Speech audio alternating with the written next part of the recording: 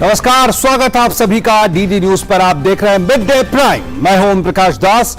अगले एक घंटे में हम बात करेंगे देश भर की तमाम बड़ी खबरों की, बताएंगे दुनिया भर में कौन कौन सी खबरों पर है सबकी नजर, क्या चल रहा है खेल और अर्थ जगत की दुनिया में, और कुछ झलकियां होंगी फिल्म, कला और संस्कृति के क्षेत्र से भी। लेकिन सबसे पहले इस वक्त की सुर्खियां। प्रधानमंत्री नरेंद्र मोदी ने वीडियो कॉन्फ्रेंसिंग के माध्यम से नागपुर में आयोजित 108वीं भारतीय विज्ञान कांग्रेस को किया संबोधित। कहा, अगले 25 वर्षों में भारत जिस ऊंचाई पर होगा उसमें भारत की वैज्ञानिक शक्ति की भूमिका होगी बहुत महत्वपूर्ण।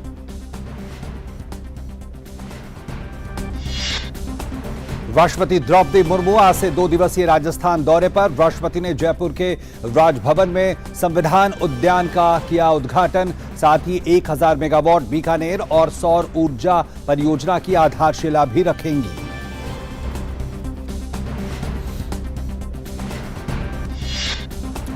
रक्षा मंत्री राजनाथ सिंह ने अरुणाचल प्रदेश के सियांग जिले में रणनीतिक रूप से महत्वपूर्ण सियोम पुल का किया उद्घाटन। सियांग से ही रक्षा मंत्री ने सीमा सड़क संगठन की 27 अन्य परियोजनाओं का भी वर्चुअल माध्यम से उद्घाटन किया।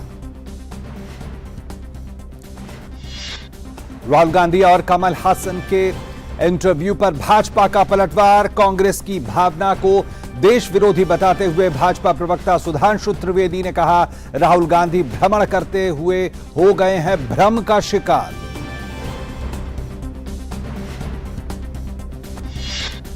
उत्तर भारत में घने कोहरे के साथ शीतलहर का प्रकोप जारी। जनजीवन हुआ अस्त व्यस्त। अधिकतर राज्यों ने स्कूलों में सर्दियों की छुट्टियां बढ़ाई।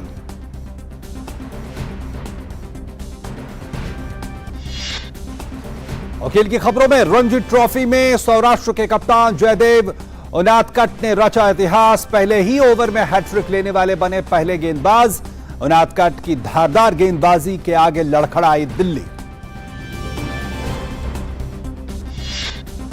श्रीलंका के खिलाफ घरेलू टी20 सीरीज से टीम इंडिया करेगी 2023 के अभियान की शुरुआत। साल की पहली टी20 सीरीज के लिए हार्दिक पांड्या के पास है टीम की कमान।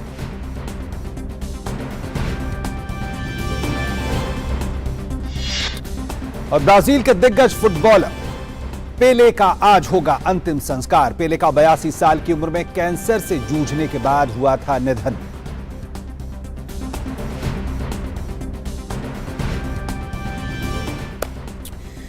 और सबसे पहले नजर डालते इस वक्त की बड़ी खबरों पर।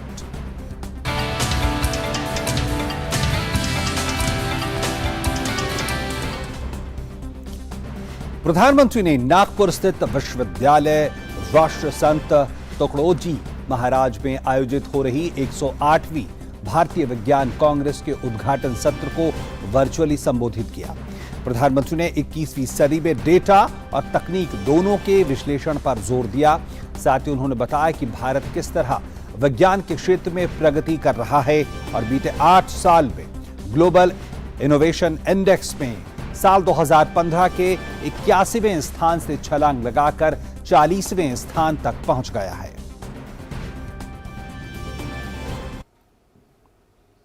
अगले 25 वर्षों में भारत जिस ऊंचाई पर होगा उसमें भारत की वैज्ञानिक शक्ति की भूमिका बहुत अहम होगी। साइंस में पैशन के साथ जब देश की सेवा का संकल्प जुड़ जाता है तो नतीजे भी अभूतपूर्व आते हैं।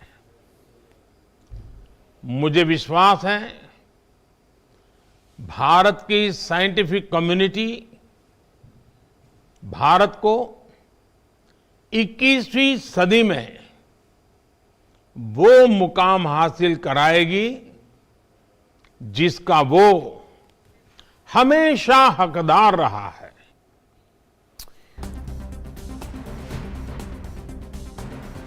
और साथ ही प्रधानमंत्री ने कहा कि विज्ञान की खोज लोगों के जीवन से सीधे जुड़ी होनी चाहिए और इसका पूरा प्रयास लैब से लैंड तक, रिसर्च से रियल लाइफ तक के सफर पर होना चाहिए। जब साइंटिस्ट अपने प्रयोगों से गुजरता है तो उसके मन में यही सवाल रहते हैं कि क्या इससे लोगों का जीवन बेहतर होगा या उनकी खोज से विश्व की जरूरतें पूरी होगी। साइंस के प्रयास बड़ी उपलब्धियों में तभी बदल सकते हैं जब वो लैब से निकलकर लैंड तक पहुंचे, जब उसका प्रभाव ग्लोबल से लेकर ग्रासरूट तक हो, जब उसका विस्तार जर्नल से लेकर जमीन तक हो, जब उससे बदलाव रिसर्च से होते हुए रियल लाइफ में दिखने लगे। साथियों, जब साइंस की बड़ी उपलब्धियां एक्सपेरिमेंट से लेकर लोगों के एक्सपीरियंस तक का सफर तय करती है तो इससे एक अहम संदेश जाता है। ये बात युवाओं को बहुत प्रभावित करती है। वहीं उन्होंने मानवता पर बढ़ते महामारियों के संकट को देखते हुए अनुसंधान को बढ़ावा देने और आपसी समन्वय को बढ़ावा देने की ओर कदम उठाए जाने पर भी जोर दिया। आज हम एक ऐसे दौर में जी रहे हैं जब मानवता पर नई नई बीमारियों का संकट मंडरा रहा है। हमें नए वैक्सीन तैयार करने के लिए रिसर्च एंड डेवलपमेंट को बढ़ावा देना होगा। जैसे आज हम बाढ़ या भूकंप जैसी त्रासदियों से निपटने के लिए पहले से तैयार रहते हैं, उसी तरह हमें इंटीग्रेटेड डिसीज सर्वेलेंस के जरिए समय रहते बीमारियों की पहचान करनी होगी और उससे निपटने के उपाय करने होंगे। इस लक्ष्य को हासिल करने के लिए अलग अलग मंत्रालयों को मिलकर काम करना होगा। लाइफ यानी लाइफस्टाइल फॉर एनवायरमेंट, इसके बारे में भी आप सभी मेरे साथी भली भांति जानते हैं। तो प्रधानमंत्री ने कई प्रमुख बातों की ओर इशारा किया है और खासकर आगे यानी जो अमृत काल है, अगले 25 सालों के लिए एक रोड मैप सामने रखा है जहां तक विज्ञान तकनीक की भूमिका की बात है। हम जरा समझते हैं कि आखिर वो कौन सी प्रमुख बातें हैं। तो आप समझें कि प्रधानमंत्री ने यह साफ तौर पर कहा कि देश साइंटिफिक अप्रोच के साथ बढ़ रहा है और इसकी वजह से दुनिया हमारी तरफ देख रही है कि आखिर किस पायदान पर जाएगी। अगले 25 वर्षों के लिए वैज्ञानिक शक्ति की बेहद महत्वपूर्ण भूमिका होगी। जीवन के हर क्षेत्र में विज्ञान की भूमिका, तकनीकी भूमिका बढ़ रही है, इसलिए अगले 25 साल बेहद महत्वपूर्ण होंगे। प्रधानमंत्री ने कहा कि साइंटिफिक अप्रोच के अब नतीजे दिख रहे हैं। हम जान रहे हैं जिस तरह से कोविड का मामला हो या फिर दूसरी समस्या हो, साइंटिफिक अप्रोच का फायदा मिल रहा है। साइंस के क्षेत्र में भारत तेजी से विश्व के शीर्ष देशों में शामिल हो रहा है, जिस तरह से इनोवेशन इंडेक्स की बात प्रधानमंत्री ने कही।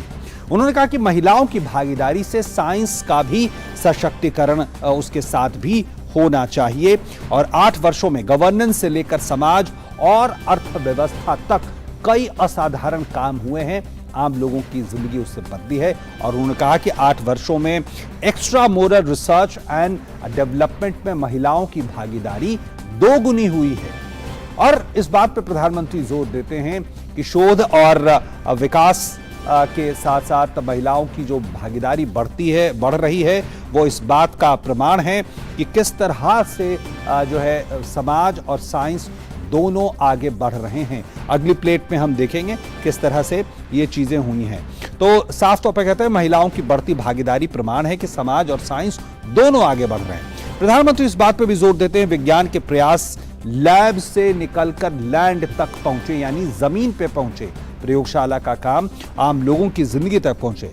प्रधानमंत्री कहते हैं विज्ञान के प्रयास ग्लोबल से लेकर जो ग्रास रूट है वहां तक हो, जमीनी स्तर तक हो। इसके साथ साथ प्रधानमंत्री ने इस बात पर जोर दिया कि आवश्यकताओं की पूर्ति, विज्ञान का विकास वैज्ञानिक समुदाय की मूल प्रेरणा होनी चाहिए कि किस तरह से आवश्यकताओं की पूर्ति हो, विज्ञान भारत को आत्मनिर्भर बनाने वाली हो, जिस रास्ते पे देश चल रहा है।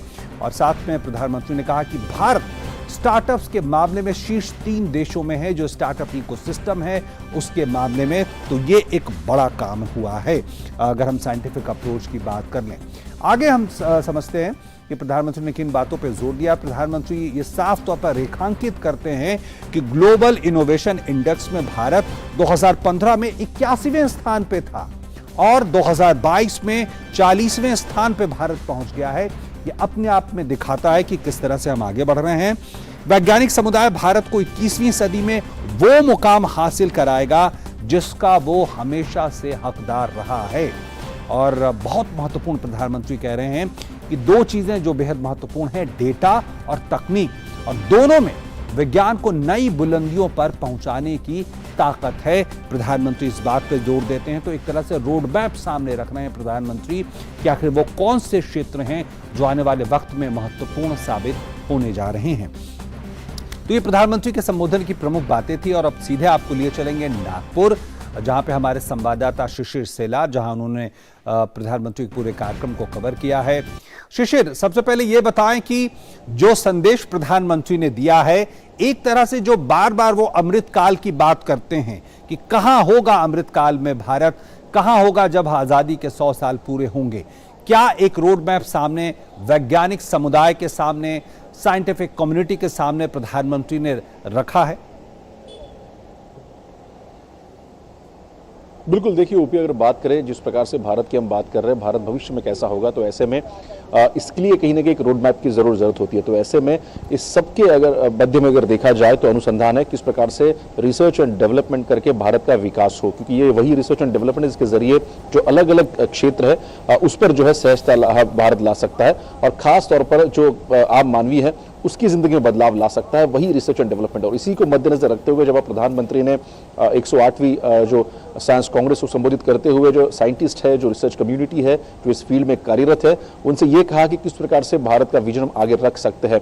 जहां तक बात करें अनुसंधान की, तो ऐसे में इस वक्त भारत ने अपना लोहा मनवाया पूरे जगत में, और इसका उदाहरण अगर देखा जाए तो जिस प्रकार से कोविड के वक्त में जिस प्रकार से वैक्सीन का निर्माण हो, जिस प्रकार से जो मेडिकल इक्विपमेंट्स का निर्माण हो, जिस प्रकार से भारत ने वो किया है, अपने दम पर किया है, तो ये दर्शाता है कि भारत में किस प्रकार से रिसर्च एंड डेवलपमेंट और साथ साथ प्रोडक्शन भी करने की यहाँ पर ताकत है। इस वक्त हमारे साथ डॉक्टर स्वामीनाथन भी है, जो कि चांसलर है यूनिवर्सिटी के, और खासतौर पर वो स्वयं एक लेक्चर देने वाले पैंडेमिक में जिस प्रकार से भारत का कार्य रहा है, उनसे हम जानकारी लेते हैं। सर, जिस प्रकार से प्रधानमंत्री ने एक अप्रोच रखा है कि अनुसंधान, और खास तौर पर जिस प्रकार से हम बात करते हैं कि एक ओवरऑल पैंडेमिक सिचुएशन में जिस प्रकार से काम किया भारत ने, ये काफी महत्वपूर्ण है, काबिल तारीफ है, और ऐसा काम होना चाहिए।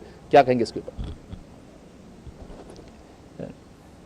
At the outset, we were highly impressed and inspired by the inaugural address of the Honorable Prime Minister Narendra Modi ji. He outlined discovery is a very important integral part of science, and for that he would promote and support everything. And observation is another thing he outlined as a teacher. We were totally inspired, and the talk was fillip to all young scientists, women scientists, and the pride of that information was the India was able to come up, make in India program in vaccine to prevent the viral infection, and you are able to win over the COVID-19. So as far as the dependency of vaccines and the medicine supplies are concerned, exactly where do we stand? Because you also knows that how we've also known as the medical of the pharmacy of the world. So in that terms, we're also working quite hard. How do you look at this when Prime Minister is also approaching and saying that we need to work on this as far as the R&D is concerned, so that we can serve better? Vaccine is a preventive part, and one point that I would stress is vaccine provide immunity to roughly about 50%. So for the rest of them, the self-immunity have to be improved. Besides that, curative medicines. So we have to find antiviral, anti-COVID drugs. So these finding of antiviral COVID drugs is an important element. इस प्रकार के, हालांकि जिस प्रकार हम देख रहे ऊपी की किस प्रकार से अनुसंधान हो, तो इस प्रकार के विचार काफी महत्वपूर्ण रखते हैं। हमारे साथ प्रोफेसर त्यागराजन भी, और उनसे खास सवाल मेरा रहेगा क्योंकि महिलाओं के लिए प्रधानमंत्री ने एक बात स्पष्ट की कि महिलाओं के साथ विज्ञान का सशक्तिकरण करना बेहद जरूरी है। अब तक हम बात कर रहे थे कि महिलाओं का सशक्तिकरण होना चाहिए, लेकिन प्रधानमंत्री ने ये बात पूरी साफ कर दी कि महिलाओं के साथ अगर विज्ञान का सशक्तिकरण हो तो उसका फायदा भारत को मिलेगा। क्योंकि आप एक यूनिवर्सिटी के, वुमेन यूनिवर्सिटी के एक वाइस चांसलर है, किस प्रकार से देखते हैं आप इस बात को? Thank you. I mean, as you have rightly put it, as the Chancellor of a UN university, we found the inaugural address of Honorable Prime Minister Modi ji was very encouraging and inspiring, because he has also outlined how the Global Innovation Index, India has reached the 40th rank from what it was at the 81st in the 2015 data. Same way, we are one among the third in the whole world in the case of startups and other related kind of innovative efforts by the women as well as in total India per se. Third important point is, he has shown that the data is evidencing that women PhDs have significantly increased over the years, which shows that it is not just only women are going to be benefited by science, it is science that is going to be benefited by women in the coming years. For that, he assured that Government of India is going to provide enormous facilities for women research and development to take place in this country. So we are extremely proud that women universities and women students will be largely benefited by the science and technology programs of Government of India. जी Shishir. So OP, जिस प्रकार से देखा हमने, ये वही researchers है, हम बात कर रहे हैं साइंटिस्ट है, जिनकी एक वॉइस है जो कह रहे हैं कि किस प्रकार से अगर हमें आगे बढ़ना है और जिस प्रकार से प्रधानमंत्री नरेंद्र मोदी जी का विजन है उस पर आगे बढ़ना है तो क्या क्या करने की जरूरत है। फिर चाहे वो हम बात करें हेल्थ केयर सिस्टम की या फिर हम बात करें किस प्रकार से विमेन एम्पावरमेंट करने की जरूरत है, तो ऐसे में इन सभी मुद्दों पर जो कि इंडियन साइंस कांग्रेस में जो है विचार विमर्श किया जाएगा। आज का पहला दिन होगा, लेकिन आने वाले 5 दिनों में ओपी अलग अलग कार्यक्रम यहाँ पे रखे गए हैं। और जैसे बात करें फार्मर्स, अगर बात करें साइंस कांग्रेस की, जहां पर अगर बात करें खेती में किस प्रकार से बदलाव लाया सकता है और जो किसान है उनको किस प्रकार से जो है डबल उनकी आय जो है दोगुनी हो सकती है, इस पर क्या विचार विमर्श हो सकते हैं। तो ऐसे कई सारे मुद्दे हैं जो इंडियन साइंस कांग्रेस का हिस्सा बनेंगे आने वाले 5 दिनों में। और आज का प्रधानमंत्री का संबोधन अगर देखें तो कहीं ना कहीं एक विजन ली डाउन करता है कि किस बात पर जो है भारत को चलना है। बिल्कुल, और जिस तरह से साइंस कांग्रेस भी महिलाओं की किस तरह से भागीदारी हो सकती है और किस तरह से बढ़ाई जा सकती है, इस पे भी जोर है। और प्रधानमंत्री ने भी इस बात पे जोर दिया है कि विज्ञान और अगर महिलाएं एक साथ आगे बढ़ती हैं तो सशक्तिकरण की एक नई परिभाषा सामने आएगी। बहुत बहुत धन्यवाद शिशिर हमारे साथ जुड़ने के लिए। और बात इस वक्त की ताज़ा खबर की।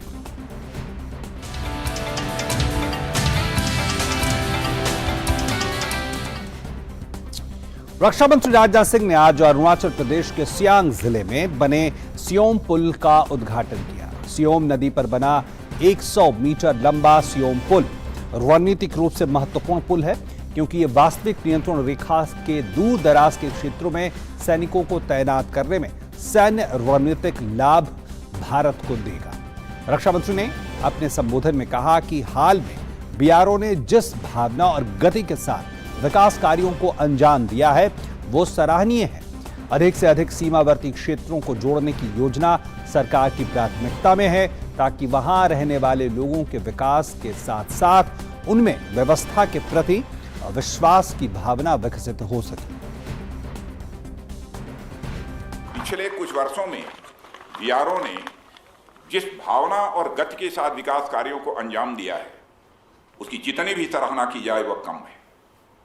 अधिक से अधिक सीमावर्ती क्षेत्रों को जोड़ने की योजना यह हमारी सरकार की प्राथमिकताओं में है, ताकि वहां रहने वाले लोगों को विकास के साथ साथ उनमें व्यवस्था के प्रति एक विश्वास की भावना भी विकसित हो सके। और रक्षा मंत्री ने सीमावर्ती इलाकों में बुनियादी ढांचे के सुधार से जुड़ी योजनाओं की तारीफ की और कहा कि कि सैन्य बलों के लिए ये परियोजनाएं लाभकारी साबित होंगी। हमारी आर्म्ड फोर्सेस के जवान बड़ी संख्या में ऐसे इलाकों में तैनात होते हैं जहां पूरे साल ट्रांसपोर्ट की कोई सुविधा उपलब्ध नहीं हो पाती। खासकर ऐसे समय में जब ठंड बढ़नी शुरू होती है, कई इलाकों में रास्ते बर्फबारी के कारण बंद हो जाते हैं। ऐसे में ये सभी प्रोजेक्ट हमारी सेनाओं तक राशन और मिलिट्री इक्विपमेंट आदि पहुंचाने में कारगर साबित होंगे। वहीं इस मौके पर अरुणाचल प्रदेश के मुख्यमंत्री पेमा खांडू ने कहा कि इन परियोजनाओं से संदेश बहुत स्पष्ट तौर पर उभरता है। ये सरकार पर्वतीय क्षेत्रों में बुनियादी ढांचे के विकास के लिए प्रतिबद्ध है। ये अपने आप में ही एक बहुत अच्छा एक मैसेज ये कन्वे कर रहा है।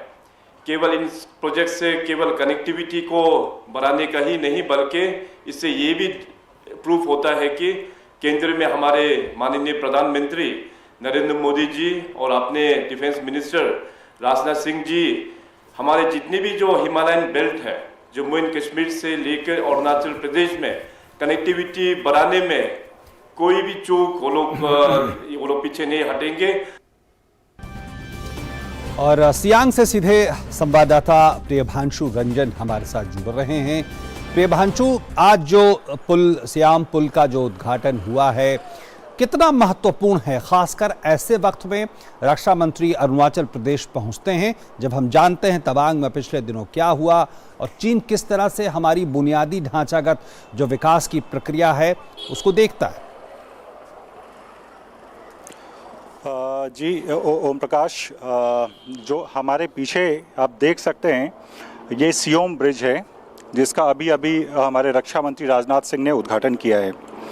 अगर सामरिक दृष्टि से देखें तो ये पुल ना सिर्फ सेना को के ट्रांसपोर्टेशन मतलब सैनिकों को आने जाने में सुविधा प्रदान करेगा, बल्कि यहाँ जो क्षमता है जो वाहन जा सकते हैं वो 70 टन तक के वाहन जा सकते हैं। तो अभी हमारे फॉरवर्ड एरियाज़ में जब सैनिकों को ले जाना होता है या फिर जब हेवी इक्विपमेंट्स को ले जाना होता है तो एरियल रूट का इस्तेमाल किया जाता है। लेकिन ये पुल बन जाने से जो अपर सियांग का एरिया है, जो तुतिंग का एरिया है, तुतिंग में फॉरवर्ड एरिया है और LAC से बिल्कुल सटा हुआ है, वहाँ पे अगर हमें हेवी इक्विपमेंट ले जाना है तो ये पुल काफ़ी मददगार साबित होगा क्योंकि इसकी क्षमता 70 टन तक है। तो इससे आप अंदाज़ा लगा सकते हैं कि कितने भारी उपकरणों को यहाँ से हम ट्रांसपोर्ट कर सकते हैं। क्या ये हर मौसम में खुला रहेगा और इसका इस्तेमाल क्या जो स्थानीय समुदाय हैं, लोग हैं, वो भी उनके विकास की प्रक्रिया में इसकी अपनी एक भागीदारी होगी क्या? जी बिल्कुल, अभी हमारी यहाँ के स्थानीय लोगों से बात हुई है। उन्होंने कहा कि जब ये ब्रिज नहीं बना था तो उन्हें काफ़ी तकलीफ का सामना करना पड़ता था और एक टेम्पररी टाइप का ब्रिज था जो अब से कुछ साल पहले टूट गया था। और आप ये हमारे पीछे एक नदी में एक ट्रक है जो मैं आपको नहीं दिखा सकता, वो ट्रक उस कमज़ोर पुल के कारण गिरा था और उसके साथ पूरा पुल ही बह गया था। इसलिए BRO ने ये प्रोजेक्ट ये सियोम ब्रिज का निर्माण किया है जो कि स्थानीय लोगों को न सिर्फ आने जाने में बल्कि एजुकेशन और हेल्थ फैसिलिटीज़ तक काफ़ी आसान एक्सेस प्रोवाइड करेगा। बहुत बहुत धन्यवाद प्रियभांशु इन तमाम खबरों और दृश्यों को हम तक पहुंचाने के लिए। राष्ट्रपति द्रौपदी मुर्मू आज से 2 दिवसीय राजस्थान दौरे पर हैं। राष्ट्रपति ने आज जयपुर में अमर जवान ज्योति पर शहीदों को पुष्प चक्र अर्पित कर श्रद्धांजलि अर्पित की। इस अवसर पर उनके साथ राज्यपाल कलराज मिश्र और मुख्यमंत्री अशोक गहलोत मौजूद रहे। इसके साथ ही राष्ट्रपति ने जयपुर के राजभवन में संविधान उद्यान का भी उद्घाटन किया। राष्ट्रपति राजस्थान में सौर ऊर्जा क्षेत्र के लिए ट्रांसमिशन प्रणाली की वर्चुअल शुरुआत करेंगी। इसके अलावा राष्ट्रपति 1000 मेगावाट बीकानेर और सौर ऊर्जा परियोजना की आधारशिला भी रखेंगी। राष्ट्रपति मुर्मू राजभवन में राजस्थान के विशेष रूप से कमजोर जनजातीय समूहों समुदायों के सदस्यों से मुलाकात करेंगी। इसके बाद राष्ट्रपति द्रौपदी मुर्मू माउंट आबू में ब्रह्म कुमारी द्वारा आयोजित rising India through spiritual empowerment पर एक राष्ट्रीय अभियान में मुख्य अतिथि के रूप में शामिल होंगी। राष्ट्रपति Murmu Brahma Kumaris silence retreat centre Secunderabad Telangana का भी वर्चुअली उद्घाटन करेंगी और मध्य प्रदेश के इंदौर में ब्रह्म कुमारियों के ऑडिटोरियम और स्पिरिचुअल आर्ट गैलरी की आधारशिला भी रखेंगी। राष्ट्रपति कल पाली में स्काउट्स एंड गाइड्स के 18वें राष्ट्रीय जम्बूरी का उद्घाटन करेंगे। और राष्ट्रपति द्रौपदी मुर्मू ने संविधान उद्यान का आज मुआयना भी किया और इस मौके पर उन्होंने क्या कहा, ये सुनते हैं।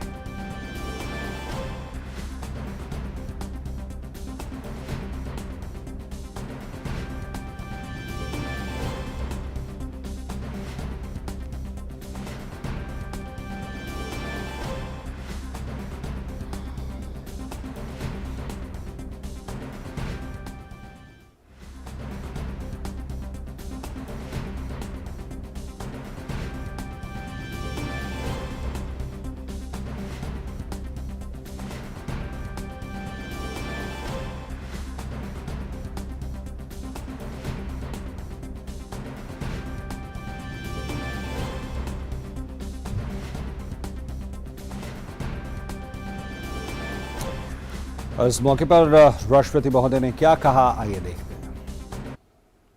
आज संविधान सभा के उन 15 महिला सदस्यों का विशेष उल्लेख करना चाहती हूँ जिन्होंने लगभग 100 वर्ष पहले के समाज में अपनी पहचान बनाई तथा भारतीय इतिहास को स्वर्णिम योगदान दिया।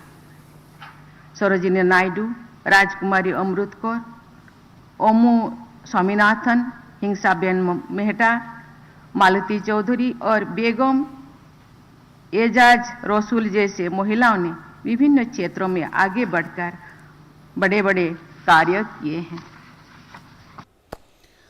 सुप्रीम कोर्ट ने जिम्मेदार पदों पर बैठे लोगों जैसे मंत्रियों, सांसदों, विधायकों को किसी आपराधिक केस पर गैर जिम्मेदाराना बयान देने संबंधी याचिका पर फैसला दिया है। सुप्रीम कोर्ट ने कहा कि आर्टिकल 19(2) के तहत तर्कसंगत प्रतिबंध के अलावा जनप्रतिनिधियों पर अलग से कोई पाबंदी नहीं लगाई जा सकती। साथ ही कोर्ट ने कहा कि विचाराधीन मामलों में किसी मंत्री का बयान सरकार का बयान नहीं माना जा सकता। सांसद और विधायकों की अभिव्यक्ति की स्वतंत्रता की सीमा तय करने की मांग पर जस्टिस सैयद अब्दुल नजीर की अध्यक्षता वाली संविधान पीठ ने यह फैसला सुनाया है। संविधान पीठ में जस्टिस सैयद अब्दुल नजीर के साथ justice B R. Gavai, justice A S. Bopanna, justice V. Ramasubramanian और जस्टिस बी.वी. नागरत्ना शामिल थे। Justice BV. नागरत्ना बहुमत के फैसले से अलग फैसला उन्होंने दिया। इससे पहले सुप्रीम कोर्ट ने कहा था कि सार्वजनिक पद पर आसीन लोगों को आत्म प्रतिबंध पर जोर देना चाहिए और देशवासियों के लिए अपमानजनक बेतुकी बातों से बचना चाहिए। सर्वोच्च अदालत ने कहा कि ये दृष्टिकोण हमारी संवैधानिक संस्कृति का हिस्सा है और इस संबंध में आचार संहिता बनाने की कोई जरूरत नहीं है।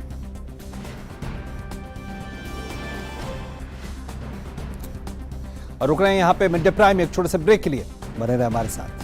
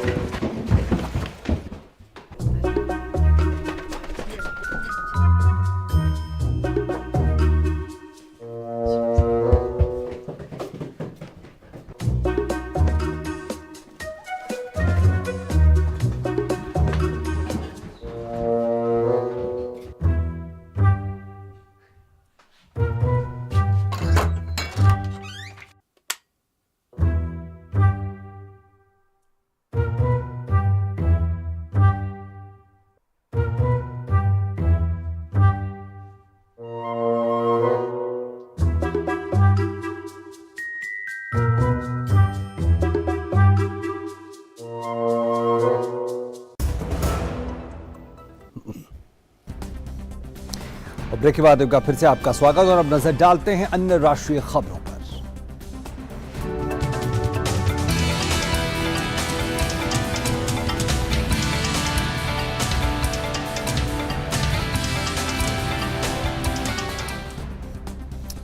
बात करते हैं दिल्ली के कंजावला मामले की। कंजावला मौत मामले में दिल्ली पुलिस के स्पेशल सीपी सागर प्रीत हुड्डा ने आज प्रेस वार्ता करके बताया कि मृतका अपनी स्कूटी पर अकेली नहीं थी। हादसे के बाद उसके साथ एक लड़की भी थी। हादसे के बाद वो मौके से चली गई। अब हमारे पास घटना का चश्मदीद गवाह है।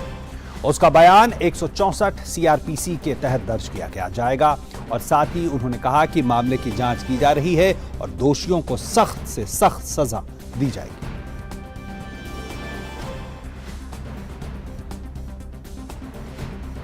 इससे पहले दिल्ली पुलिस ने जानकारी दी कि कुछ लड़कों को पूछताछ के लिए हिरासत में लिया गया है, जो होटल में लड़कियों के साथ देखे गए थे। लड़कों का अलग कमरा बुक था और होटल स्टाफ ने उन्हें लड़की से बात करते देखा था। पुलिस ने इस घटना पर एक सीसीटीवी फुटेज भी जारी किया है। सीसीटीवी फुटेज में मृतक के साथ के एक अन्य लड़की दिखी जो स्कूटी पर सवार थी। हादसे के वक्त वो मृतक के साथ थी। वो घायल हो गई और मौके से भाग गई, लेकिन मृतक का पैर कार में फंस गया, जिसके बाद उसे घसीटा गया। पुलिस द्वारा जारी सीसीटीवी फुटेज में इस बात की पुष्टि होती है। वहीं दूसरी ओर होटल मैनेजर का दावा है कि वो दोनों लड़कियां बहस कर रही थी। तब नाइट वाले मैनेजर ने उनको कहा कि लड़ो मत, फिर वो नीचे जाकर लड़ने लगी। नीचे जब वो लड़ रही थी तो आस पड़ोस वालों ने भी उन्हें रोका, जिसके बाद वो स्कूटी पर बैठकर चली गई। सुल्तानपुरी की घटना में एक नया तथ्य हमारे सामने आया है, जिसके अनुसार एक जो इंसिडेंट हुआ था उस टाइम पर डिसीज्ड के साथ एक और लड़की थी और उसके मुताबिक ये जो घटना घटी है उस टाइम पर वो थी और उसको कोई इंजरी नहीं हुई थी और वो उठकर वहाँ से चली गई थी। और इस मुद्दे में हमने जो भी एफर्ट्स किए हैं कल, उसका परिणाम ये रहा कि अब हमारे पास एक इंसिडेंट की आई विटनेस है और वो पुलिस के साथ कोऑपरेट कर रही है। और इसमें अभी 164 सीआरपीसी के तहत उसकी जो स्टेटमेंट है वो रिकॉर्ड कराई जा रही है। यह दिल्ली पुलिस के लिए इस केस के इन्वेस्टिगेशन में एक सिग्निफिकेंट डेवलपमेंट है और जो एक्यूज्ड हैं उनको एक तरह से सज़ा दिलाने में हमारे लिए महत्वपूर्ण साबित होगा। इसके अलावा इन्वेस्टिगेशन अभी जारी है। इन्वेस्टिगेशन अभी प्रारंभिक स्टेज पर है। बहुत पहलुओं पर इन्वेस्टिगेशन हो रहा है और जल्दी ही दिल्ली पुलिस की ये कोशिश है कि जल्दी ही इस इन्वेस्टिगेशन को कंप्लीट कर लिया जाएगा और जो अपराधी हैं उनको सख्त से सख्त सजा दिलवाई जाएगी। इस खबर पर हमारे संवाददाता मुकेश शुक्ला जुड़ रहे हैं। मुकेश, क्या यह माना जाए कि अब इस पूरे मामले में एक नया मोड़ आ गया है, क्योंकि चश्मदीद जो उस वक्त मौजूद था वो अब पुलिस को मिल चुका है? बिल्कुल ओम प्रकाश, आज जो ये प्रेस कॉन्फ्रेंस हुई सागर प्रीत हुड्डा स्पेशल सीपी जोन 2 ने करी, उन्होंने जो खुलासा किया उसमें ये बड़ा रिलीफ है उनके लिए भी, क्योंकि वो भी कहीं ना कहीं रेत में सुई ढूंढ रही थी कि कोई आई विटनेस मिल जाए। अब उसका 164 में बयान दर्ज किया जा रहा है। पोस्टमार्टम की रिपोर्ट जो है वो आनी बाकी है। ऐसे में कहीं ना कहीं उनके पास अब एक सबूत है और ये पूछेंगे उस लड़की से कि उस रात ओयो होटल के बाद वो झगड़ा क्यों हो रहा था, वो लड़के जो होटल में मौजूद थे उनका उस लड़की के साथ क्या ताल्लुका था, और उस इंसिडेंस के वक्त जब उसको पता लगा कि एक्सीडेंट हो गया और वो घर चली गई, और जब ये मीडिया में आई सारी बातें तो उसने वो सामने क्यों नहीं आई, वो छुपी हुई क्यों थी। तो वो कहीं ना कहीं मेलाफाइड इंटेंशन उसकी है, वो दिखाई दे रही है कि वो कुछ छुपाने की कोशिश कर रही है। उसे बहुत कुछ पता है और सागर प्रीत हुड्डा ने जैसे बताया कि वो कोऑपरेट कर रही है और बहुत ही जल्दी इस पूरी जो पड़ताल पर से पर्दा उठ जाएगा, क्योंकि कमिश्नर संजय अरोड़ा अभी गृह सचिव से मिलने के लिए MHA ऑफिस पहुंचे थे, तो गृह मंत्रालय भी इस पर पूरी की पूरी नजर बनाए हुए है। कहीं ना कहीं पुलिस पर पूरा की सारी व्यवस्था ठीक है, सिक्योरिटी पूरी है, लेकिन 1 तारीख की सुबह सुबह इतना बड़ा हादसा हो जाता है, 12 किलोमीटर तक कोई पुलिस नहीं दिखती। मुकेश, एक बेहद महत्वपूर्ण बात जो लगातार चर्चा का विषय बनी है कि क्या लड़की जो मृतक लड़की है उसके साथ कोई यौन शोषण भी क्या हुआ, और कहा जा रहा है कि उसके लिए शायद ऑटोप्सी की रिपोर्ट का इंतजार हो रहा है। इस पे कुछ अपडेट मिल पाया है? अब लेकिन देखिए, जिस तरह से आप ओम प्रकाश बना रहे हैं, पुलिस तो पहले अगर उनका स्टेटमेंट देखा जाए तो वो उससे सिरे से निकाल रही है कि उस रात उसके साथ कुछ ऐसा हादसा हुआ, लेकिन पोस्टमार्टम रिपोर्ट में ही ये सब साफ हो पाएगा कि क्या उसके साथ कोई यौन शोषण हुआ या नहीं हुआ, या होटल में कोई ऐसी वारदात हुई इसके बाद वो वहां से गुस्से में निकली। तो ये सब ऑटोप्सी रिपोर्ट के बाद होगा। लेकिन पहले अगर स्टेटमेंट देखे जाए पुलिस की, तो उन्होंने श्री से इसको निकाल दिया और वो मान रही है कि एक रोड एक्सीडेंट है। बट वो लड़कों से जानने की कोशिश कर रही है कि आपको 10-12 किलोमीटर तक कैसे आभास नहीं हुआ। उन्होंने कहा कि हमें पता ही नहीं लगा कि लड़की हमारी कार में फंसी हुई है, और जिस तरह से उसकी हालत हुई, जिस तरह से उसकी दर्दनाक मौत हुई, इस पर कहीं ना कहीं सवाल खड़े हो रहे हैं। पुलिस इस पर अपनी पूरी जांच कर रही है और एक ये संवेदनशील मामला है, क्योंकि उससे पहले भी हमने प्रेस कॉन्फ्रेंस में देखा था जिसमें दीपेंद्र पाठक स्पेशल सीपी ने कहा था कि पुलिस पूरी तैनात है, सड़क पर तैनात है, और खास तौर पर उन्होंने महिलाओं को लेकर स्टेटमेंट दिया था कि महिलाओं की सुरक्षा पर दिल्ली पुलिस का पूरा ध्यान रहेगा कि कोई उनके साथ बदतमीजी न हो। मुकेश, एक आखिरी सवाल, क्या पुलिस अभी भी इसी थियरी पे है कि ये एक गैर इरादतन हत्या है? अभी तक वही चार्जेस लगाए गए हैं?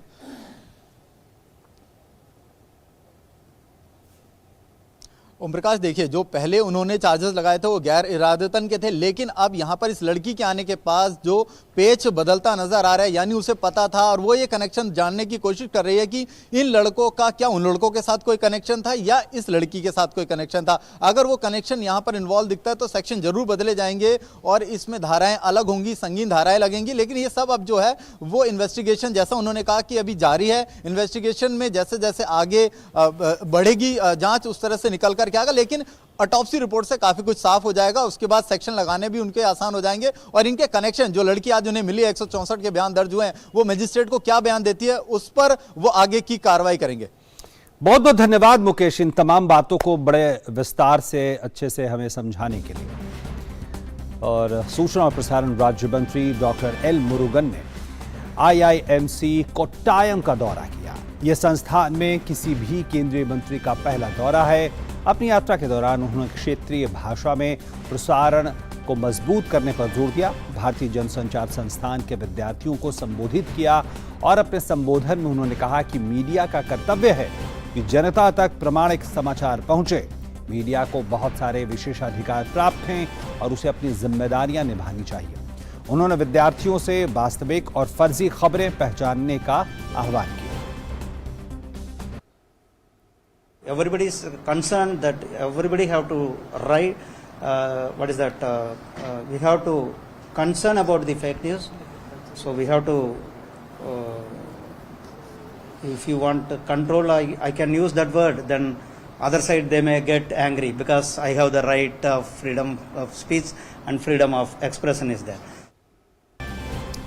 और अपने संबोधन में के दौरान सूचना एवं प्रसारण राज्य मंत्री ने कहा कि एक पत्रकार की भूमिका समाज के लिए बहुत महत्वपूर्ण है और सार्वजनिक प्रसारक भी महत्वपूर्ण भूमिका निभा रहा है। जनता पर मीडिया का बहुत प्रभाव है, इसलिए ये एक बड़ी जिम्मेदारी है। फेक न्यूज बहुत खतरनाक है और एक बड़ा खतरा है और सरकार इसके खिलाफ सख्त कार्रवाई कर रही है। PIB, Press Information Bureau, we have set up a fake news, the fact check unit for to control this fake news.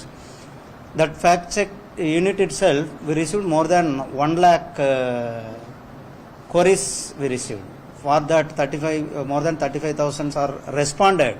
Responsibility as a responsibility citizen, as a responsibility journalist, we have to control and we have to take care of the fake news. AI, बहुत नाम सुना होगा अपने आजकल इसका। तो AI का मतलब एक ऐसे कृत्रिम बुद्धिमत्ता से है जो खुद सोचने, समझने और चीजों को अंजाम देने में सक्षम होते हैं। आर्टिफिशियल इंटेलिजेंस शब्द को सबसे पहले 1955 में जॉन मैकार्थी ने दिया था। इन्हें फादर ऑफ AI कहा जाता है। हम इस समय चौथी औद्योगिक क्रांति में प्रवेश कर रहे हैं और आज के न्यूज लेंस में हम जानेंगे क्या है आर्टिफिशियल इंटेलिजेंस और इसका क्या है महत्व। देखिए,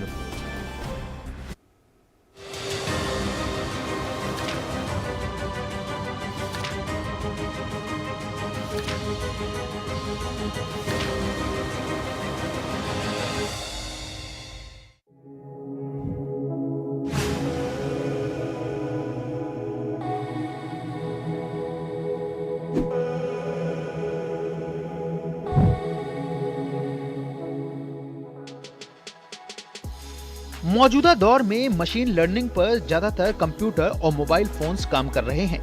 शुरुआती विकास में ही इसके रोचक नतीजे भी देखने को मिल रहे हैं। समय के साथ साथ इसके इंटेलिजेंस की क्षमता तेजी से बढ़ रही है। भारत भी इससे अछूता नहीं है, लेकिन इसकी अपनी चुनौतियां भी हैं और खतरे भी। क्या है आर्टिफिशियल इंटेलिजेंस? आर्टिफिशियल इंटेलिजेंस की शुरुआत 1950 के दशक में हुई थी। आर्टिफिशियल इंटेलिजेंस का अर्थ है बनावटी तरीके से विकसित की गई बौद्धिक क्षमता। इसके जरिए कंप्यूटर सिस्टम या रोबोटिक सिस्टम तैयार किया जाता है, जिसे उन्हीं तर्कों के आधार पर चलाने का प्रयास किया जाता है जिसके आधार पर मानव मस्तिष्क काम करता है। आर्टिफिशियल इंटेलिजेंस के जनक जॉन मैकार्थी के अनुसार ये बुद्धिमान मशीनों, विशेष रूप से बुद्धिमान कंप्यूटर प्रोग्राम को बनाने का विज्ञान और अभियांत्रिकी है, अर्थात ये मशीनों द्वारा प्रदर्शित किया गया इंटेलिजेंस है। ये इसके बारे में अध्ययन करता है कि मानव मस्तिष्क कैसे सोचता है और समस्या को हल करते समय कैसे सीखता है, कैसे निर्णय लेता है और कैसे काम करता है। कृत्रिम बुद्धिमत्ता के लाभ। पुलिस व्यवस्था क्षेत्र में एआई की मदद से केंद्रीय डेटाबेस के साथ चेहरे की पहचान के मिलान, अपराध के पैटर्न के अनुमान और सीसीटीवी फुटेज के विश्लेषण द्वारा संदिग्धों की पहचान की जा सकती है। कृषि के क्षेत्र में एआई कृषि डेटा का विश्लेषण करने में मदद करता है। किसान अपने निर्णयों को बेहतर ढंग से सूचित करने के लिए अपने खेत से एकत्रित मौसम की स्थिति, तापमान, पानी के उपयोग या मिट्टी की स्थिति जैसे कारकों का विश्लेषण कर सकते हैं। शिक्षा के क्षेत्र में इलेक्ट्रॉनिक्स और सूचना प्रौद्योगिकी मंत्रालय ने इस साल अप्रैल में युवाओं के लिए जिम्मेदार एआई कार्यक्रम लॉन्च किया था, जिसमें सरकारी स्कूलों के 11,000 से अधिक छात्रों ने एआई में बुनियादी पाठ्यक्रम को पूरा किया। एआई को बढ़ावा देने के लिए क्या पहल की गई? आर्टिफिशियल इंटेलिजेंस पर वैश्विक भागीदारी। रेस 2020 आर्टिफिशियल इंटेलिजेंस पर अपनी तरह की पहली वैश्विक बैठक है, जो जिम्मेदार एआई के माध्यम से सामाजिक परिवर्तन, समावेश और सशक्तिकरण के लिए भारत के दृष्टिकोण और रोड मैप को आगे बढ़ाने के लिए है। एआई तकनीकी क्रांति, समृद्धि और विकास के लिए महान अवसर लाती है, लेकिन ये सुनिश्चित करना होगा कि प्रौद्योगिकी को सही दिशा में लागू और उपयोग किया जाएगा।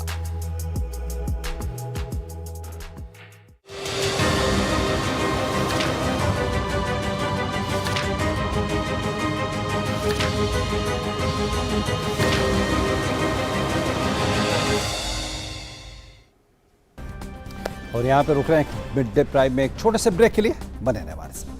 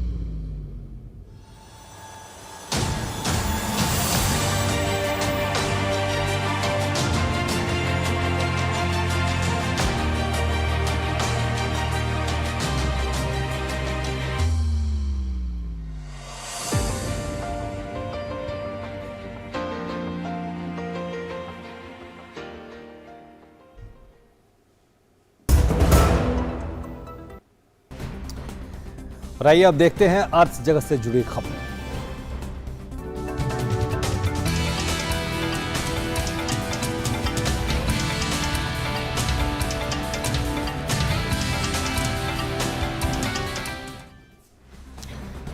और सबसे पहले बात करते हैं रेलवे की। रेलवे ने यात्री खंड में कुल अनुमानित आय में 71% की वृद्धि दर्ज की है। राजस्व अप्रैल से दिसंबर 2022 के दौरान पिछले वर्ष की समान अवधि के 28,569 करोड़ से बढ़कर 48,913 करोड़ रुपए हो गया है। 1 अप्रैल से 31 दिसंबर 2022 की अवधि के दौरान आरक्षित यात्री खंड से 2021 की इसी अवधि के दौरान राजस्व 26,400 करोड़ की तुलना में 46% की वृद्धि से 38,483 करोड़ रुपए हो गया है, जबकि अनारक्षित यात्री खंड से राजस्व 2021 की इसी अवधि के दौरान 2,169 करोड़ की तुलना में 381% की वृद्धि के बाद 10,430 करोड़ रुपए हो गया।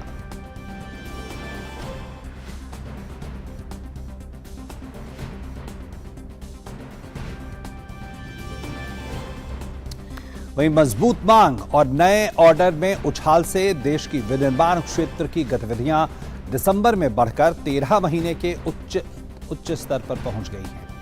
S&P ग्लोबल के एक सर्वे ने ये आंकड़े सामने आए हैं। मौसमी रूप से समायोजित S&P ग्लोबल इंडिया विनिर्माण खरीद प्रबंधन सूचकांक दिसंबर में बढ़कर 57.8 पर पहुंच गया, जो नवंबर में 55.7 था। इसकी वजह यह है कि पिछले 2 साल में कारोबारी गतिविधियों में अब सबसे तेज सुधार देखने को मिल रहा है। सूचकांक के मौजूदा आंकड़ों में आर्थिक गतिविधियों के मजबूत होने के संकेतों के साथ साथ जीएसटी संग्रह में भी बढ़ोतरी का अनुमान लगाया गया है। दिसंबर में जीएसटी संग्रह 15 खरब रुपए रहा। 8 प्रमुख क्षेत्रों के उद्योगों में नवंबर में 5.4% की बढ़ोतरी दर्ज की गई।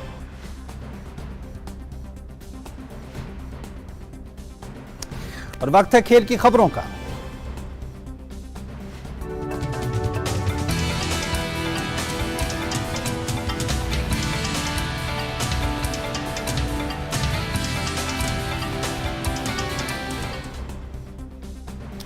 और खेल की खबरों के साथ हमारे सहयोगी गौरव हमारे साथ हैं। गौरव, आपके पास। शुक्रिया ओपी। और खेल की खबरों की शुरुआत करते हैं क्रिकेट की खबर के साथ, जहां भारतीय टीम 2023 के अपने क्रिकेट कैलेंडर की शुरुआत श्रीलंका के खिलाफ T20 सीरीज के साथ करने जा रही है। हार्दिक पांड्या की कप्तानी में टीम आज 3 मैच की T20 सीरीज के पहले मुकाबले में वानखेड़े में श्रीलंका के खिलाफ उतरेगी। वानखेड़े के मैदान पर भारत का रिकॉर्ड मिला जुला रहा है। वहीं श्रीलंका की टीम बुलंद हौसले के साथ इस सीरीज में अपनी चुनौती पेश करने के लिए तैयार है। नया साल, नया जोश और T20 से घरेलू सीजन की शुरुआत करने जा रही टीम इंडिया आज वानखेड़े में श्रीलंका के खिलाफ मैदान पर होगी। भारतीय टीम की कमान हार्दिक पांड्या के हाथों में होगी, तो वहीं सूर्य कुमार यादव उप कप्तान के तौर पर इस बार मैदान पर होंगे। टीम इंडिया का वैसे तो श्रीलंका के खिलाफ रिकॉर्ड दमदार है, लेकिन फिर भी इस बार कुछ बदलाव है। सबसे बड़ा चेंज यही है कि इस बार इस टीम में अनुभव के तौर पर ना तो रोहित शर्मा है, ना ही विराट कोहली और ना केएल राहुल।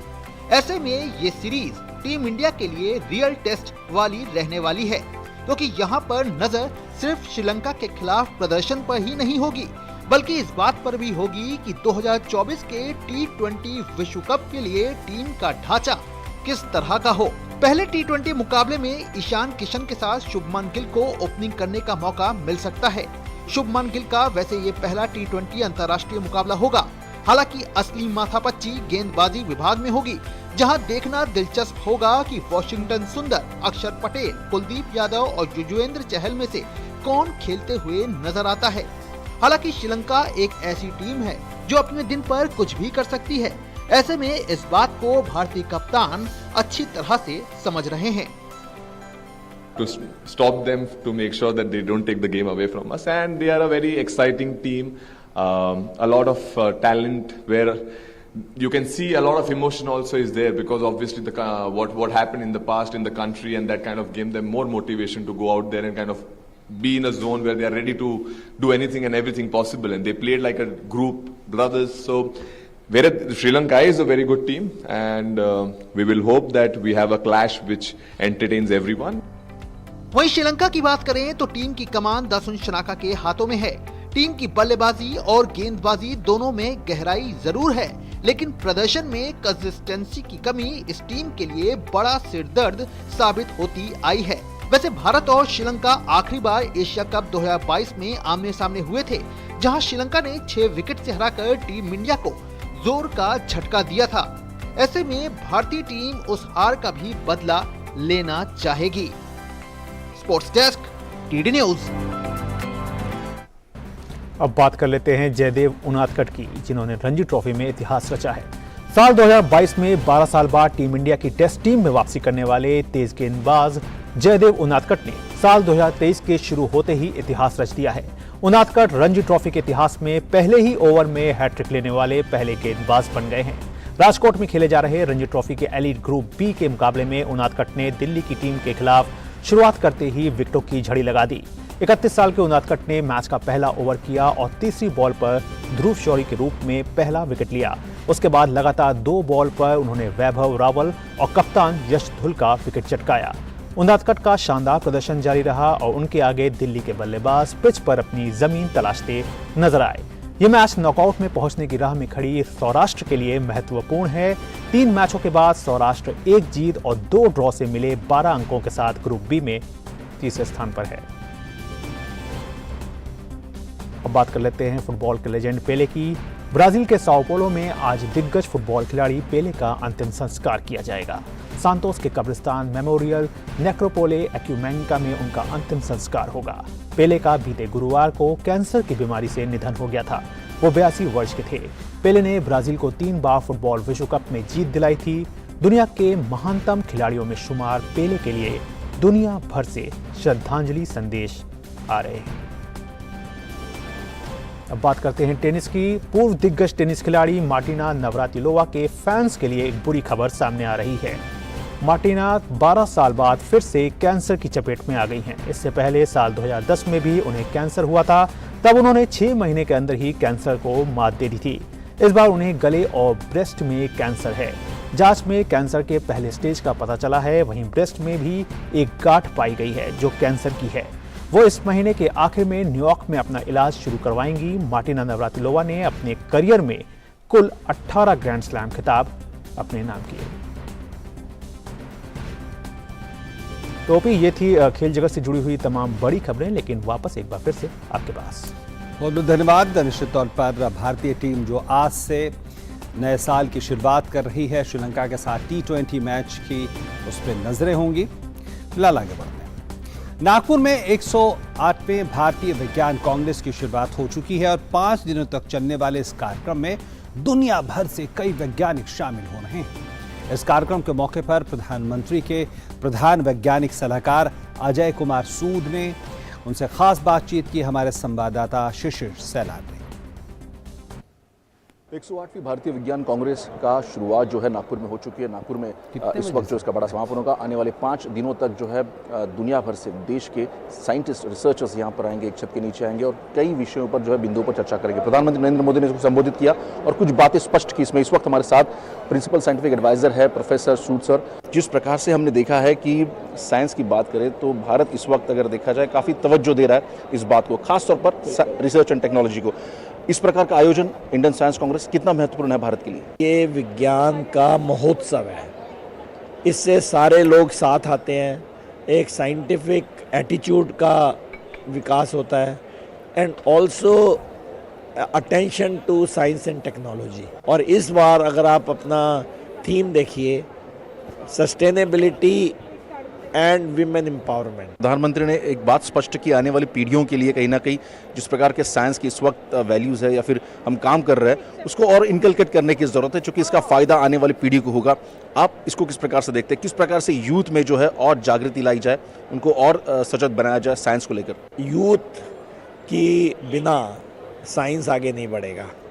यूथ में जब इंटरेस्ट आएगा तभी टेक्नोलॉजी इनोवेशंस आएंगी। अगर आप उसको सर्कुलर इकोनॉमी ले लीजिए, आप न्यू टेक्नोलॉजीज़ ले लीजिए जो आज प्रधानमंत्री जी ने भी कहा, इन सब में बिना यूथ के इन्वॉल्वमेंट में नहीं हो सकता। आप स्वयं एक प्रधान सलाहकार है, साइंटिफिक एडवाइज़र है, तो ऐसे में आप क्या चाहेंगे, कौन से ऐसे बिंदु होंगे जो भारत को उस पर फोकस करने की ज़रूरत होगी in the field of science and technology आने वाले समय में? सारे मिनिस्ट्री को मिलाकर एक वन हेल्थ मिशन बना रहे हैं जिससे हमें पेंडेमिक प्रिपेयर्डनेस आएगी कि हमें क्या क्या करना है भविष्य में, और ये देखना है कि हम कैसे एक दुनिया के लीडर के रूप में उभरें। कोई भी ऐसा कभी विपत्ति आए तो हम तैयार रहें। हम हमसे बात करें, धन्यवाद सर। खासतौर पर जो बिंदु अपने विषय उठाए उसके लिए, तो जिस प्रकार से हम देख पा रहे हैं कि 108वां भारतीय कांग्रेस का ये सत्र शुरू हो चुका है और यहाँ पर अगर देखा जाए, जैसे मैंने कहा कि कई सारे वैज्ञानिक आएंगे और साथ साथ एक्सपर्ट आएंगे और वो नए आयाम खोले जाएंगे विज्ञान के क्षेत्र में जो भारत के लिए काफ़ी महत्वपूर्ण होंगे।